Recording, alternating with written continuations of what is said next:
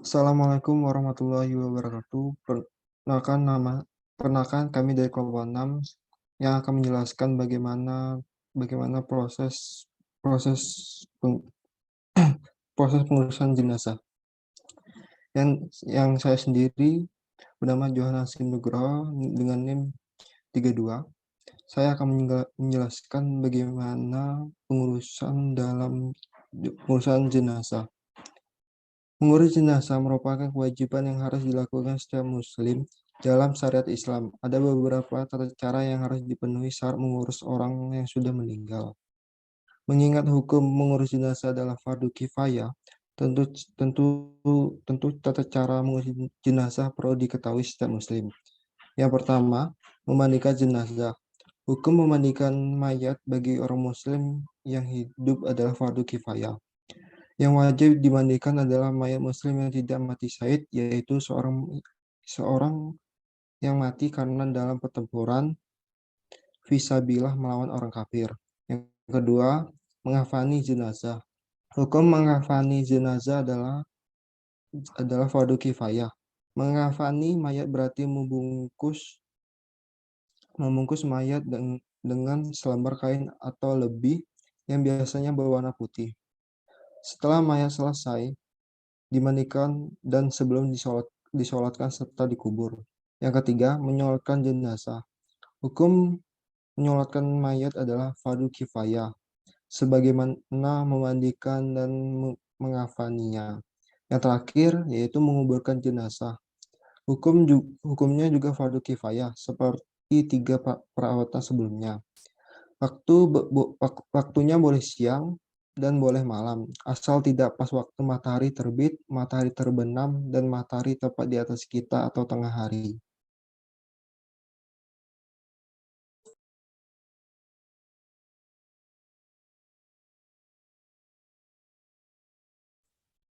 Baiklah, selanjutnya saya Nurul Sabrina dengan NIM 66.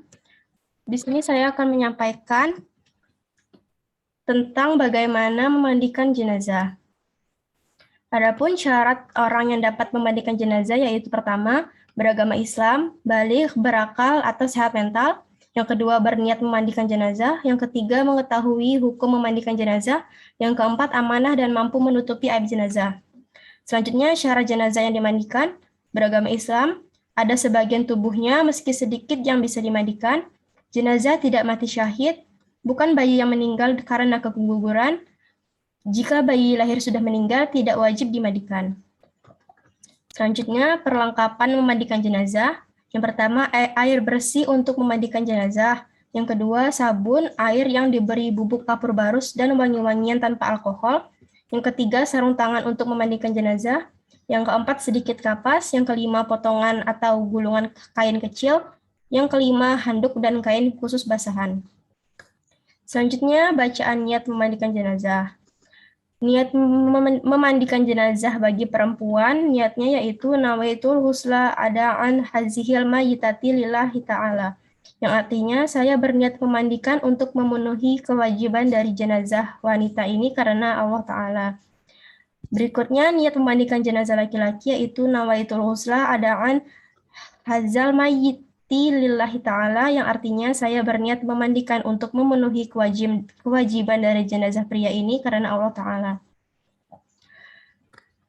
Tata cara memandikan jenazah.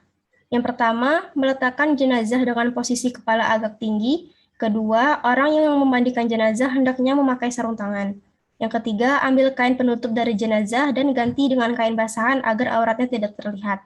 Yang keempat, setelah itu dibersihkan dengan menggosok lembut giginya, lubang hidung, lubang telinga, celah ketiaknya, celah jari tangan, dan kaki serta rambutnya. Yang kelima, bersihkan kotoran jenazah baik yang keluar dari depan maupun dari belakang terlebih dahulu. Caranya, tekan perut perlahan-lahan supaya kotoran yang ada di dalamnya keluar. Yang keenam, siram atau basuh seluruh anggota tubuh jenazah dengan air sabun. Yang ketujuh, siram atau basuh dari kepala hingga ujung kaki dengan air bersih. Siram sebelah kanan terlebih dahulu, lalu kiri masing-masing 3 kali. Yang kedelapan, memiringkan jenazah ke kiri, basuh bagian lambung kanan sebelah belakang. Yang sembilan, memiringkan jenazah ke kanan, lalu basuh bagian lambung kirinya sebelah belakang. Yang ke-10, bilas lagi dengan air bersih dari kepala hingga ujung kaki. Ke-11, siram dengan air kapur barus. 12, jenazah kemudian diwudukan seperti orang yang berwudu sebelum sholat. 13, pastikan memperlakukan jenazah dengan lembut saat membalik dan menggosok anggota tubuhnya. Yang ke-14, jika keluar dari jenazah itu najis setelah dimandikan dan mengenai badannya, wajib dibuang dahulu lalu dimandikan lagi. Jika keluar najis setelah di atas kafan, tidak perlu diulangi mandinya, cukup hanya dengan membuang najis tersebut. Yang ke-15, bagi jenazah wanita, sanggul rambutnya harus dilepas dan dibiarkan terurai ke belakang. Setelah disiram dan dibersihkan, lalu dikeringkan dengan handuk dan dikepang. Yang ke-16, keringkan tubuh jenazah setelah dimandikan dengan handuk sehingga tidak membasahi kain kafannya. Yang terakhir, selesai memandikan jenazah, berilah wangi-wangian yang tidak mengandung alkohol sebelum dikafani. Biasanya menggunakan air kapur barus.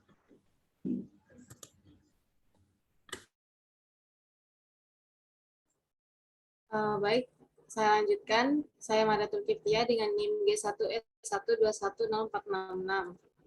Selanjutnya adalah jenis dan syarat dari mengkafani jenazah. Yang pertama ada jenis dan syarat kain kafan yang kita gunakan untuk mengkafani jenazah. Yaitu kain kafan yang dibeli itu harus dari harta orang yang meninggal. Kain kafan yang digunakan untuk mengkafani jenazah diutamakan dibeli dari harta orang yang meninggal. Kemudian kain kafan itu tidak harus berwarna putih karena hukumnya sunnah. Selanjutnya disunahkan menggunakan 3 helai kain putih. Kemudian kain kafan untuk jenazah perempuan. Menurut jumhur ulama, mengkafani jenazah perempuan disunahkan menggunakan 5 helai kain kafan. Namun hadis ini masih lemah karena jumlahnya tidak terikat, boleh 3 helai, namun 5 helai juga lebih utama. Disunahkan menambahkan sarung, jilbab, dan gamis bagi jenazah perempuan. Kemudian jenis kain kafan dan wangian. Tidak ada ketentuan untuk jenis bahan dari kain kafan, yang jelas kain tersebut harus bisa menutupi jenazah dengan bagus, tidak tipis sehingga tidak menampakkan kulitnya. Kemudian disunahkan memberi wewangian pada kain kafan, sebagaimana Rasulullah SAW bersabda, apabila kalian memberi wewangian kepada mayit, maka berikanlah 3 kali. Dari hadis riwayat Ahmad nomor 14580. Kemudian tata cara mengkafani jenazah yang baik sesuai dengan sunnah. Sebelum menyusun kain kafan, bagian-bagian tubuh yang berlubang dan pada anggota untuk sujud ditutup kapas yang diberi wewangian. Kapas tersebut diikatkan tali dari potongan kain kafan yang nantinya akan dilepas di kuburan. Bagian anggota tubuh yang berlubang seperti hidung, mulut, kedua telinga, dan kemaluan. Kemudian bagian anggota tubuh untuk sujud seperti dahi, kedua telapak tangan, kedua lutut, jari-jari kedua kaki, bagian persendian dan anggota yang tersembunyi seperti belakang kedua lutut, ketiak, dan belakangnya kedua telinga. Untuk cara mengkafani, yang pertama jenazah laki-laki, disiapkan tali-tali pengikat kafan secukupnya, letakkan secara vertikal tepat di bawah kain kafan yang akan menjadi lapis pertama. Kemudian dibentangkan kain kafan lapis pertama yang sudah dipotong sesuai ukuran jenazah. Beri wewangian pada kain kafan lapis pertama.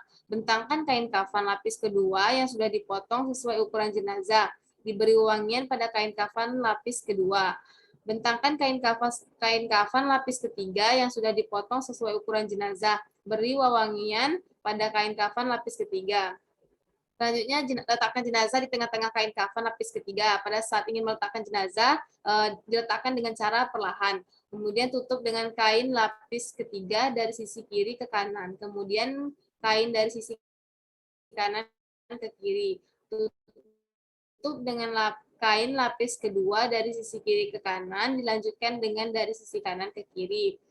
Tutup dengan kain lapis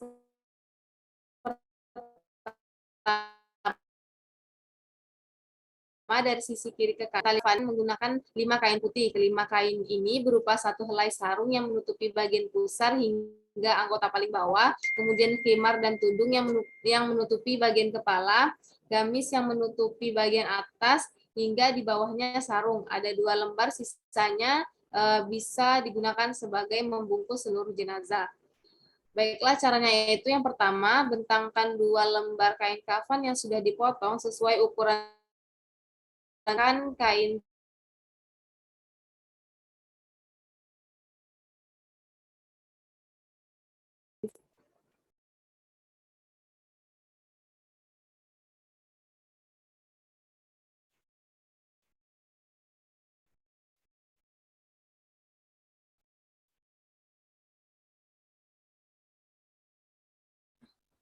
Kemudian letakkan kain sarung tepat pada badan antar pusar dan kedua lututnya. Persiapkan baju gamis dan kerudung di tempatnya.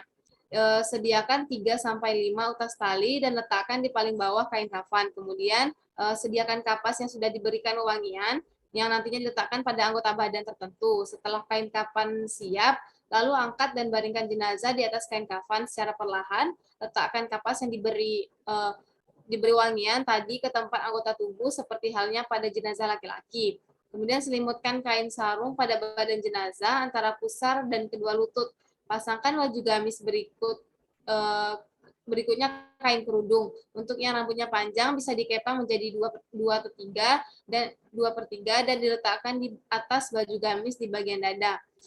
Selanjutnya selimutkan kedua kain kafan selembar demi selembar mulai dari lapisan yang atas sampai paling bawah. Setelah itu ikat dengan beberapa utas tali yang telah disediakan.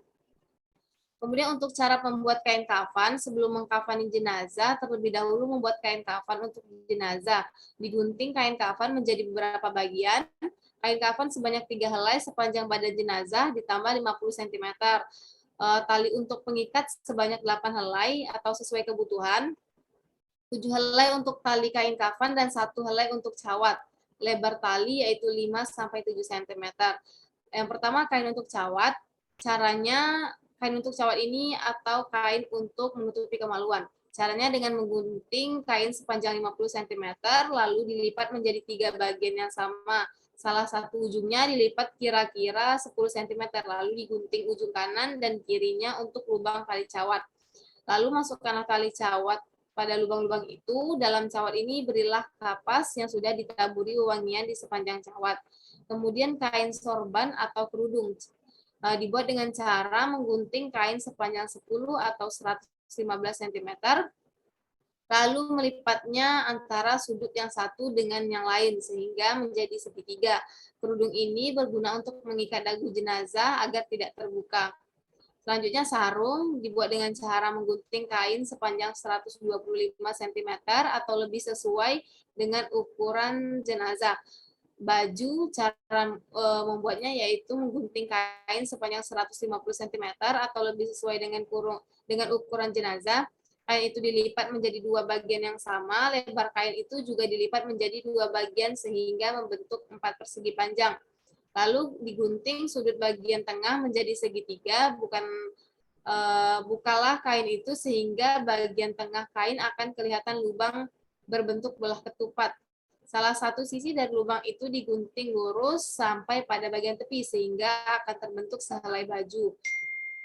Baik, itu tata cara mengkafani jenazah perempuan dan laki-laki sesuai dengan sunnah. Baik, akan saya lanjutkan. Saya Cut Mutia dengan NIM 12.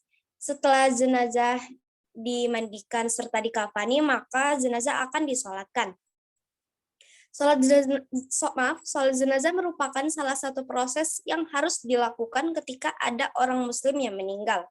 Hukumnya yaitu fardu kifayah, yakni wajib dilakukan bersama-sama dan bukan perseorangan.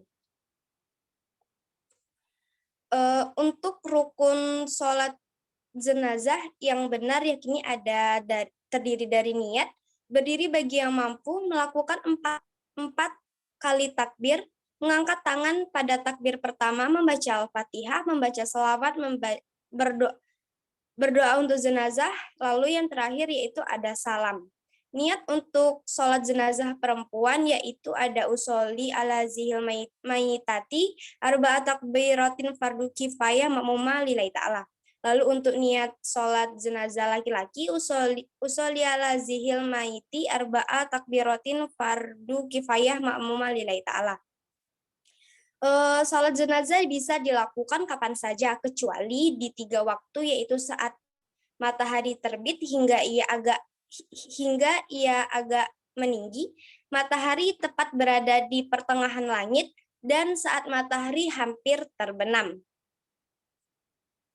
Lalu tata cara sholat jenazah yaitu pertama ada takbir pertama, setelah membaca niat, segera lakukan takbiratul ihram ini dengan melakukan tangan di atas pusar sebagaimana sholat pada umumnya. Lalu lanjut membaca Al-Fatihah. Lalu yang kedua ada takbir yang kedua yaitu takbir dilakukan sambil mengangkat tangan setinggi telinga atau sejajar bahu. Kemudian kembali meletakkan tangan di atas pusar. Setelah itu membaca selawat Nabi dan bisa memilih selawat Ibrahimiyah yang dianggap lebih hafal.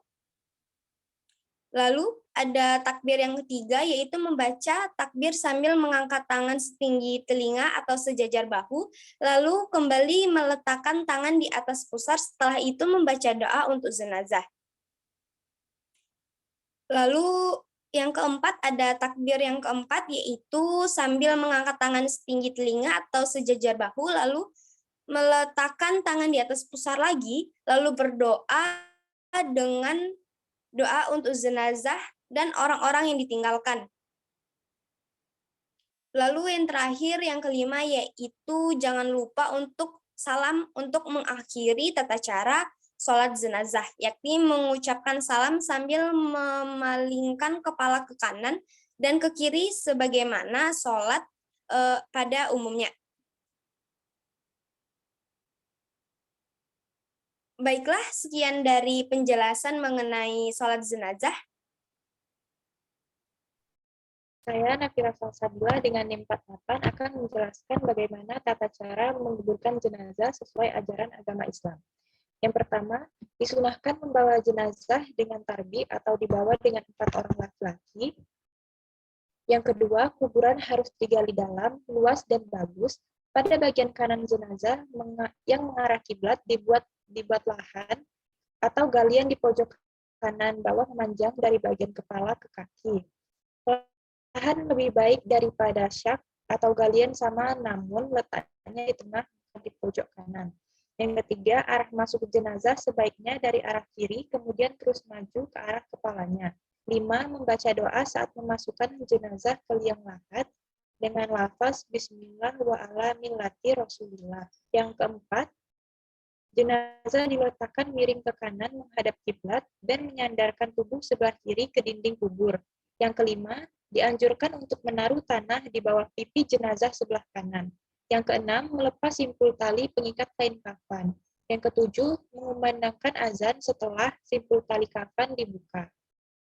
Dalam mazhab Syafi'i membolehkan dan bahkan menganjurkan azan mayit ketika dimasukkan ke liang lahat dan setelah dibuka ikatan-ikatan kain kafannya. Alasan itu bahwa dikiaskan dengan azan bagi bayi yang baru lahir. Yang ketujuh, khusus jenazah perempuan ada anjuran untuk membentangkan kain di atas kubur pada saat proses penguburan. Yang kedelapan, para hadirin baru disunahkan duduk saat jenazah sudah selesai ditimbun. Yang kelima, membacakan talqin. Jumhur ulama dari kalangan 4 mazhab fikih membolehkan praktik talqin setelah pemakaman itu dilakukan. Bahkan banyak di antaranya yang menganjurkan bukan hanya mengatakan dibolehkan. Yang kelima, yang terakhir, memohonkan ampun kepada si mayit sesuai dengan hadis riwayat Abu Daud yang artinya, mohonkanlah ampun bagi saudara kalian dan mintakanlah keteguhan buatnya, karena sesungguhnya sekarang ia sedang akan ditanyai.